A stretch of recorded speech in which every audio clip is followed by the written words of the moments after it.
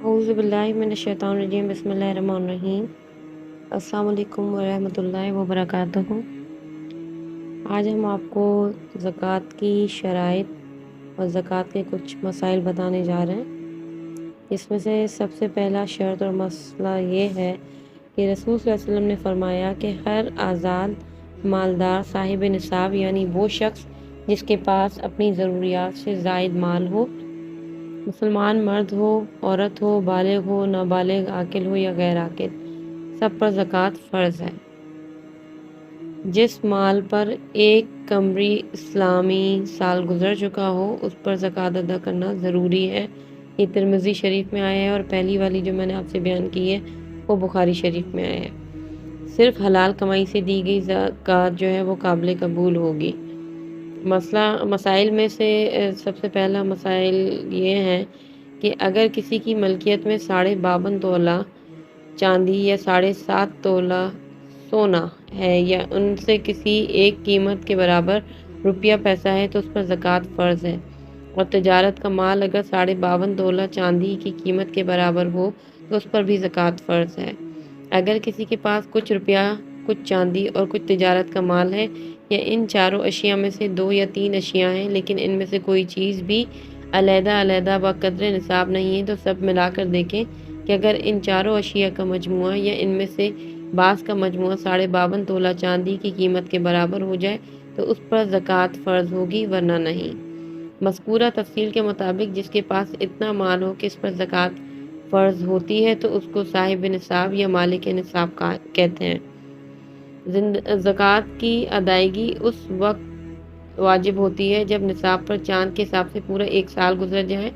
लिहाजा हर शख्स की ज़कात का साल उस तारीख से शुरू हो जाता है जिसमें वो साहिब निसाब हुआ था। जब कोई शख्स साहिब निसाब हो जाए तो चाँद के हिसाब से साल ख़त्म होने पर जितना भी सोना, चांदी, रुपया या तिजारत का माल इसकी मलकियत में होगा इस सारे माल पर ज़कात वाजिब है, चाहे उस माल का कुछ हिस्सा एक ही दिन पहले इसकी मलकियत में आया हो। हर माल पर अलग अलग साल गुजरना ज़रूरी नहीं है। साल के अव्वल व आखिर में बक़द्र निसाब होना ज़रूरी है। चुनांचे साल के बीच में अगर इसका माल निसाब से कम हो जाए तो कोई हर्ज नहीं। अलबत्ता साल पूरा होते वक्त अगर मिक़दार निसाब से कम रह गया हो तो ज़कात फ़र्ज़ नहीं रही। इसी तरह अगर साल पूरा होने से पहले इसका सारा माल खर्च हो गया तो वो भी ज़कात फ़र्ज़ नहीं रही। फिर अगर इसके पास साहिब निसाब की मिक़दार में माल आ जाए तो असर 9 साल शुमार करेगा। जिस माल पर ज़कात फ़र्ज़ होती है उसका 40वां हिस्सा यानी 2.5% ज़कात में निकालना या इसकी कीमत देना फ़र्ज़ है और कीमत वही मोतबर होगी जो ज़कात का साल पूरा होते वक्त बाज़ार में चल रही है। कीमत खरीदे मोतबर नहीं। सोना, चांदी के ज़ेवर, बर्तन वगैरह हर चीज़ पर ज़कात फ़र्ज़ है, चाहे ये इस्तेमाल में हो या बेकार रखे हों। सोना चांदी अगर खालिस ना हो बल्कि इसमें कुछ खोट मिला हो तो अगर सोना चांदी गालिब है तो उस पर ज़कात फ़र्ज़ है और अगर बराबर है तो उस पर भी एहतियातन ज़कात फ़र्ज़ है और अगर खोट ज़्यादा है तो इस पर ज़कात फ़र्ज़ नहीं है। हाँ, अगर ये कि माल तिजारत के तौर पर इसकी कीमत मिक़दार निसाब के होने की सूरत में ज़कात फ़र्ज़ है। रिहायशी मकान, दुकान, जायदाद, इस्तेमाल की गाड़ी, हिफाजत के असलाह, घर के फर्नीचर, फ्रिज और दूसरे असबाब पर ज़कात नहीं। अलबत्ता अगर कोई शख्स यही तिजारत किया करे, प्लाट, मकान और दुकान खरीद कर बेच देता है तो माल तिजारत होने की हैसियत से इन पर भी ज़कात लाजिम है। अगर मकान, दुकान, गाड़ी वगैरह किराए पर दे तो इसकी ज़ात ऐन चीज़ पर ज़कात नहीं लेकिन इसकी आमदनी पर ज़कात लाजिम है बशर्ते कि वो मिक़दार निसाब हो या दूसरे काबिल ज़कात माल के साथ मिलकर बक़द्र निसाब हो जाए तो ज़कात फ़र्ज़ होगी। कारखाना और मिल वगैरह की मशीन, फर्नीचर और मकान वगैरह पर भी ज़कात फ़र्ज़ नहीं लेकिन इसमें जो माल तैयार हो रहा है इस पर ज़कात फ़र्ज़ है। इस तरह जो काम माल सामान तैयार करने के लिए रखा है इस पर भी ज़कात फ़र्ज़ है। मिलों और कंपनियों के शेयर्स पर भी साल ख़त्म होते वक्त उसकी जो कीमत बाज़ार में हो उसके मुवाफ़िक ज़कात फ़र्ज़ है। अलबत्ता कंपनियों के शेयर्स की कीमत में चूँकि मशीनरी, मकान और फर्नीचर वगैरह की लागत भी शामिल होती है, इसलिए अगर कोई शख्स कंपनी से दरियाफ्त करके जिस कदर इसकी मशीनरी مکان اور فرنیچر وغیرہ میں لگی ہوئی ہیں اس کو اپنے حصے کے مطابق شیئرز کی قیمت میں سے کم کر کے باقی کی زکوٰۃ دے تو یہ بھی درست ہے۔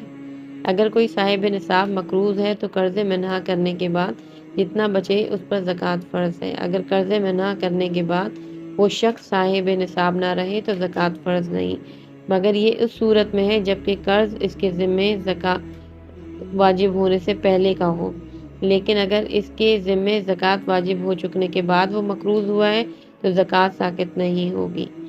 اس زمانے میں بڑے بڑے مالداروں کا قابل زکوٰۃ مال جتنا بڑھتا جاتا ہے اور اس سے زیادہ قرض لیتے ہیں اور نئی نئی ملیں کارخانے کھولتے جاتے ہیں۔ اگر ان سب قرضوں کو منہا کیا جائے تو ایسے مالداروں کو شاید زکوٰۃ دینے کی توفیق ہی نہ ہو، جو مقاصد شریعت کے بالکل خلاف ہے۔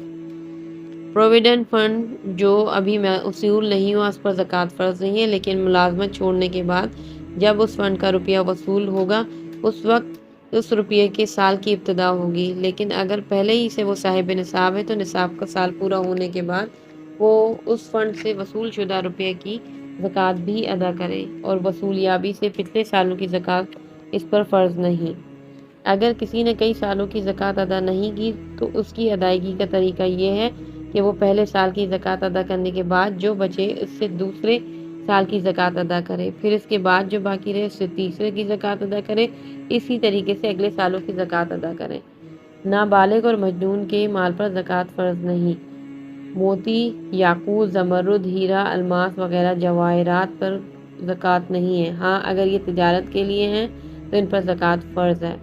اگر قابل زکوٰۃ مال ایک شہر میں ہے اور مالک دوسرے شہر میں ہے تو زکوٰۃ ادا کرتے وقت مال جہاں ہے وہاں کی قیمت ہی معتبر ہوگی۔ اگر صاحب نصاب نے سال گزرنے سے پہلے ہی زکوٰۃ ادا کر دی ہے تو یہ بھی جائز ہے۔ بھرپور سال پورا ہونے پر اگر حساب کر کے دیکھا جائے کہ کچھ رقم ادا کی ہے تو بقیہ زکوٰۃ ادا کرنا اس پر لازم ہوگی، لیکن اگر کچھ زیادہ ادا کر دی ہے تو یہ بھی اس کی طرف سے نفلی صدقہ ہو جائے گا۔ البتہ اگر زکوٰۃ ادا کرتے وقت یہ نیت کر لے کہ اس سال کے حساب سے اگر کچھ زیادہ ادا کر دی ہے تو آئندہ سال کی زکوٰۃ میں شمار کر لوں گا، تو اس کو اگلے سال کی زکوٰۃ میں شمار کر لینا جائز ہے۔ زکوٰۃ کی ادائیگی کے لیے دل سے زکوٰۃ ادا کرنے کی نیت کرنا ضروری ہے۔ زکوٰۃ ادا کرنے کی نیت زبان سے کرنا نہ تو ضروری ہے نہ ہی بہتر ہے۔ اگر دل میں نیت نہ کی تو زکوٰۃ ادا نہیں ہوگی، دوبارہ ادا کرنی ہوگی۔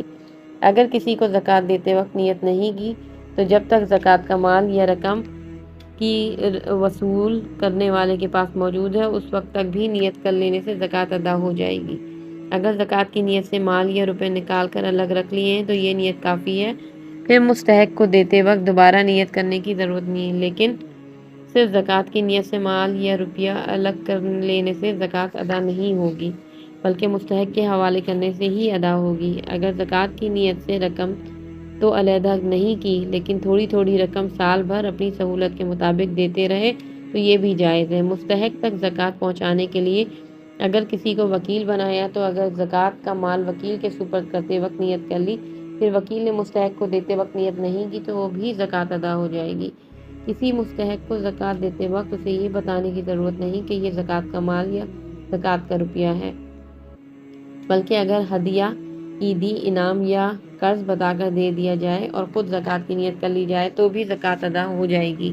اگر کسی مستحق پر اپنا قرض ہے تو زکوٰۃ کی نیت سے اس کا قرض معاف کر دینے سے اپنی زکوٰۃ ادا نہیں ہوگی، البتہ اگر زکوٰۃ کی رقم اس کے حوالے کر دی جائے پھر اپنے قرض میں سے اسے وصولی کر لے تو زکوٰۃ ادا ہو جائے گی۔ کسی اور کو زکوٰۃ دینے کے بجائے بہتر یہ کہ اپنے مقروض کو اس طریقے سے قرض سے بری کر لیں۔ اگر کوئی مقروض زکوٰۃ کا مستحق ہے تو اس کے قرض کی رقم معاف کر دینے سے اس رقم کی زکوٰۃ بھی ساقط ہو جائے گی، قرض خواہ اس رقم کی زکوٰۃ ادا کرنا نہیں پڑے گی۔ دوسرے کی زکوٰۃ کی اجازت کے بغیر ادا کرنے سے ادا نہیں ہوگی۔ زکوٰۃ کا سال پورا ہونے کے بعد زکوٰۃ کی ادائیگی میں تاخیر نہیں کرنی چاہیے۔ اگر اگلے سال تک بھی ادا نہیں کی تو گنہگار ہوگا، تاہم زکوٰۃ ہر حال میں ادا کرنی ہوگی۔ اگر کسی کے پاس حلال و حرام مال ملا ہوا ہے تو حرام کی مقدار اس سے نکال کر حلال مال اگر بقدر نصاب بچتا ہو تو اس پر زکوٰۃ واجب ہے۔ اگر حلال مال بقدر نصاب نہ ہو تو واجب نہیں۔ زکوٰۃ علانیہ طور پر ادا کرنا ہے اور نفلی صدقہ اور عطیہ پوشیدہ طور پر ادا کرنا ہے۔ سبحان اللہ۔ تو جی آج یہ ہم نے آپ کو کچھ اس کے مسائل بتائے اور زکوٰۃ کی شرائط بتائیں۔ امید ہے کہ آپ سب لوگ اس چیز پر عمل کریں گے، اور ہم اپنی نیکسٹ ویڈیو میں آپ کو یہ بتائیں گے کہ وہ اشیاء جن پر زکوٰۃ واجب ہے۔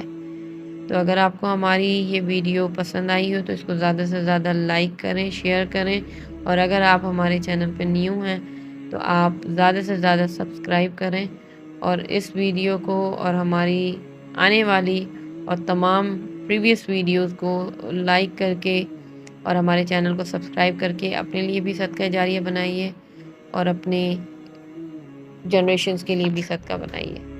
جزاکم اللہ خیر۔ اللہ حافظ۔